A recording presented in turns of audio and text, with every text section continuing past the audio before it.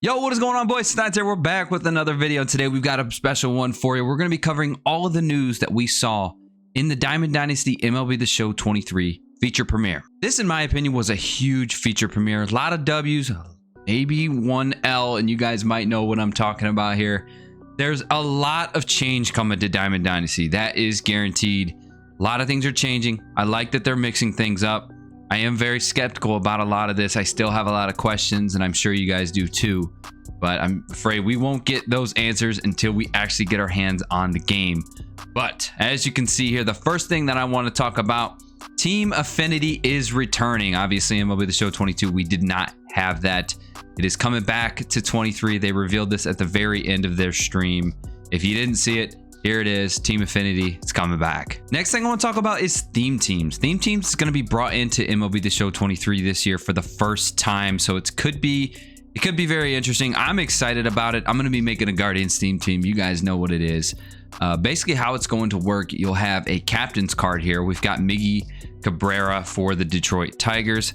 He's going to be your captain, so he will have to be in your lineup in order for you to get these tier boosts. Now, you have the option to have two captains on your squad. Now, you can, if you like a different captain card, you know, for instance, say Jose Ramirez probably be the captain of the Guardians starting off. If you like Miggy and Jose, you can have them in the lineup, but one can only be activated as a captain. Now, where the second captain comes into play is a pitching captain. So you'll have a hitting captain, and then you'll have a pitching captain. Now, these captains don't have to be the same team. So you could have a Red Sox captain and a Yankees captain if you want to. So the pitching captain, obviously those boosts will go towards the pitchers. And then the fielding captain, those boosts will go towards all of your fielders, of course. So basically how it'll work is you can see here, Miguel Cabrera, as you can see at the bottom left, the tier 1 boost is 5 hitters that play for the Detroit Tigers on your squad, and you get that tier boost, which is the 5 contact and the 5 batting clutch. To get the tier 2, you have to have 8 hitters from the Tigers on your team, and then to get the full tier 3 boost, you got to have 11 hitters. Now, I might have missed it, but they didn't really, I don't think they showed the tiers that you have to have for pitching, but they did let us in on this. In order for you to keep these boosts, your captain must stay in the game for at least 6 innings as a hitter. And then after the 7th inning, you can sub him out and you'll still get those same boosts. So if you have Miggy and you sub him out in the 3rd inning, those boosts automatically go away from all of those Tigers hitters. For the pitching captains, however, those boosts will stay during the game the whole time. You don't have to start them. If you say you got a captain Corbin Burns and you choose to start somebody else that game, all the Brewers pitchers that you have will still get the same boosts. They also showed us this Willie Mays captain card. Now, this is where things get real interesting.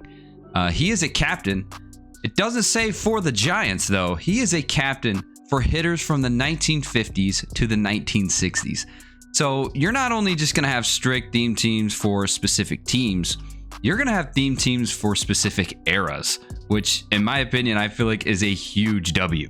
We see these videos all throughout the year of people making these theme teams, and now that we're going to actually be able to get boosts for them, that is huge. They also did say they're going to keep an eye on this during the year because this is their first time doing this, so there are going to be some things that fall through the cracks, but they did say if they notice that things start to get a little overpowered, which in my opinion, I feel like Yankees theme team is probably going to be a little ridiculous. But they did say if things get a little too OP, they're going to be buffing things throughout the year. So we'll see how that shakes out. They did say they're going to be releasing captains as the year goes on. So it's not going to be day one that we get all the captains. They'll continue to come out throughout the year. So it'll be interesting to see who is going to be qualifying for captains. Next thing I want to talk about is Ranked Seasons Co-op. This is another new game mode coming to the game this year. Well, I guess co-op isn't new, but the Ranked Seasons part of it is. I did play it in the tech test and it was very buggy. Hopefully they fix things as the game comes out, but they did show this. They did let everybody know that you're going to be able to earn rewards in, you know, normal head-to-head ranked seasons and also ranked co-op. So if you get World Series early, playing head-to-head, you can go into co-op and you can try to get World Series again and get the same rewards. They also let us know that we are allowed to play with anybody. I'm not sure how the random matchmaking is going to work, But, you know, say I have a buddy that's much better than me, and he's got, you know, he's in the 800 series and I'm in the 200s, right? I could play with him and he can carry this team to World Series. Now, I'm sure if he gets to World Series, I don't get those rewards. I have to get to 900 personally to be able to get those rewards. But you can continue playing with somebody that's much better than you, and I guess they could just carry you all the way to World Series and get you those rewards that you need. There's now 3 ways to get those World Series rewards. You can do it solo and head-to-head. You can do it in co-op, and of course the Play Rewards program for both co-op and ranked seasons. They also told us that quitting in the co-op mode has been a problem in the last year, so they tried to make a solution to it this year. If you guys are in a 3v3 game, normally in MLB The Show 22, if somebody quit, the entire game shut down. Now, if you're playing 3v3, somebody quits on the other team, as long as the other team has 2 players on their team, the game will go on and it will continue to be 3-on-2. There's also a cooldown penalty. Now, they were saying it's for co-op. I don't know if it's going to be in head-to-head as well, but the cooldown penalty, basically how that works, if you quit in one game and then you quit in another one and you keep quitting over and over, there's going to be a cooldown penalty and you won't be able to join a game until that cooldown is gone. And they said that this cooldown could go up to a week. So you're going to want to think twice when you're quitting in co-op. They also gave the option to have a team surrender. Basically how that's going to work, your entire team has to agree to quit. You can't just have one guy quit. If you do quit, you're going to get that cooldown penalty. So your entire team has to agree to quit a game. So say you're down 10-0 and you're trying to get up out of there, your entire team has to surrender to avoid that cooldown. They also touched on mini seasons. I'm going to go over this real quick. There's a different UI. It looks a little bit different. They did say that there's going to be themes that you might have to use in mini seasons, but mini seasons part 2 is returning, which is good. Always some good rewards early on in the year, but this is a look at the new UI. Looks pretty cool.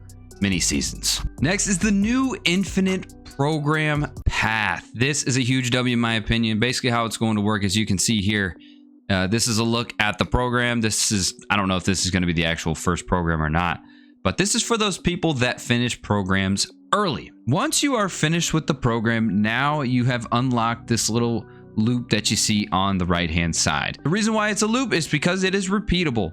So all of your XP that you get beyond finishing the program is now worth something. So every 25,000 XP, this loop is going to fill up. And once you fill it up, it's going to empty and you can refill it again and try to get those rewards that are within that loop. How you determine what you're going to get inside of that loop is kind of like NBA 2K's locker codes. If you guys have ever seen that, you drop a ball and it decides what reward you're going to get. It's kind of like that. Basically how it's going to work, in the middle you're going to see, here's a good screenshot, you're going to see a silver badge, you're going to see a gold badge, and a diamond badge, and it's going to flicker and you're going to get one of those badges. Everything that you see on the left is all of your silver stuff, and then on the right, the first 2 that you see is your gold, and then the bottom is your diamond. Of course, that's what you want. You got the 50 pack there. All these rewards are going to be changing throughout the year, so we'll see. They did say they're going to be putting bosses in these rewards, maybe individual players, stuff like that. It's not always going to be a 50 pack as the diamond reward, but that's how that's going to work. It's really cool to see that XP is now not going to be worthless once you complete the program. And last but not least, the thing I'm most questionable about is sets and seasons. Now, this is something that I'm still very confused on, and I think they did that on purpose to kind of keep us guessing. I don't think they're going to really tell us how this works until the game actually releases. But sets and seasons, this is where obtaining a 99 overall on day 1 is possible. Now, I'm not sure if I really like this or not, but in order to get these 99 overalls, I feel like you're going to have to really grind the game a lot. And it sounds like you're able to get any player as a 99 overall. I could be wrong. There was a lot of things that I was questioning listening to this sets and seasons thing. But basically how it's going to work, you're going to have core players that you can use for sets and seasons. This screenshot right here, you can see there's going to be multiple seasons throughout the year. And you'll be given a time period. And there's going to be cards that are labeled as core cards. Those are the core cards that you can use during this season. Now, they must say set 1, set 2, whatever season it is. If it's season 1, they have to have a set 1 on them. Now, this got me thinking. I don't know if this is going to be taking the place of the parallel system that was in the game. Is there just not going to be a cap on overall for any card anymore? Is the parallel system going to be gone completely and replaced by this? I'm not sure. I have no idea how this is going to work out. But all I know is you got to use the core cards, and you've got to use the set matching up with the season for that season. They did show us this though. If you guys have a card that you really like, say in a previous season set 1, right, and you're in season 2 and it must say set 2, you're allowed to use this wild card right here and put it into your set 2 season 2. So if you have a card from season 1 that you like and you want to use them in season 2 set 2, you can use this wild card right here and put them on your team. So yeah, sets and seasons is very questionable to me. It's going to be very interesting, but I'm definitely excited that Diamond Dynasty is changing. They did make a point in the stream that they want things to change, and they were disappointed in the direction that they were going. And I agree. You know, MLB The Show 21 to 22, as far as content, was kind of a copy and paste kind of thing. You know, it was the same setup, really. It did confirm that they will be doing a collection rewards, so that'll still be a thing. But you have to wonder, with all this, you know, sets and seasons and theme teams going on, how cards are going to be fluctuating in price. You have to assume that theme teams are going to make prices go up. So could be very interesting. I'm really excited for Diamond Dynasty this year. We're going to be seeing a lot of changes this year. It's going to be much different than what we're used to, and that's always a good thing. I cannot wait to get my hands on this game, start grinding everything out. All in all, I think the stream was a W. The only thing that I'm questioning, of course, is this sets and seasons thing. The fact that we can get 99 overall cards on day 1, you know there's going to be people out there that figure out loopholes to get these guys up to 99 really quick. So hopefully it's not too toxic. So yeah, boys, let me know what your thoughts are on the stream. Let me know what you guys think about sets and seasons. I think it'll be fine. I think it won't get too out of hand. I feel like they're very good with this kind of stuff, and they won't let it get too crazy. And I think in order to get these 99s, you're really going to have to play this game a lot to be able to get those guys. So I don't think it's going to get too out of hand. I think everything, you know, theme teams, the co-op rank seasons, all this stuff is very exciting, and I can't wait to play it. But that's going to be it for me, boys. If you guys are new right here, be sure to subscribe to the channel and leave a like on the video if you guys enjoyed it. That's going to be it for me, boys. I'm out of here. Peace.